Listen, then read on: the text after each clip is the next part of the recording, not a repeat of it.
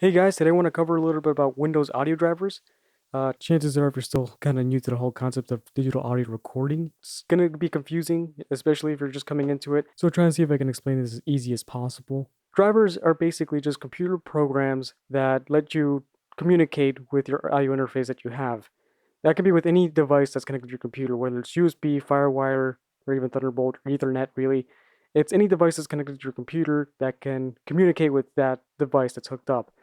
So, not to get confused with a drive, a USB drive or a hard drive, that's just storage. That's something physical, something that can actually store memory or even any files.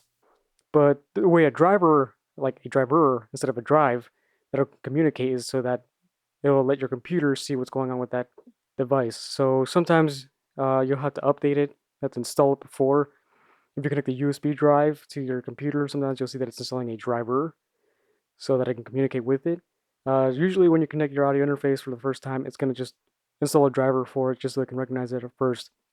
But in order to use it with any DAW or anything like that, or even with any program or mix control that you have for that device, it's going to want to update that driver. So, yeah, sometimes you do have to install them. Sometimes they're not compatible. That could be a huge issue as well, which is, kind of the biggest drawback with digital audio recording, just installing your driver and making sure it's up to date. So if your DAW's still acting up, and if you know for a fact it's still with your interface, I'd probably recommend installing the ASIO for All driver. You can download it on their website. It's the first link there. Basically, what you'll be able to do is run your already existing audio driver, but with the ASIO for All driver along with that. So it's basically you're running a driver within a driver. As you see here in Pro Tools, once you open it up, we do have the ASIO for All driver. We're running that. What it doesn't do, what I want you to understand is it doesn't replace your sound card driver or, audio interfaces driver at all.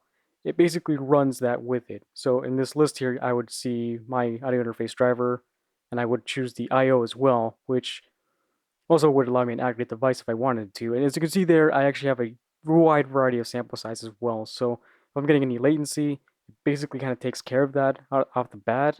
Um, One bad thing with that though is if you're using it in Pro Tools, it is going to ask you to quit out of Pro Tools once you edit it at all, and then reopen it again. But yeah, so yeah, that's basically ASIO for all.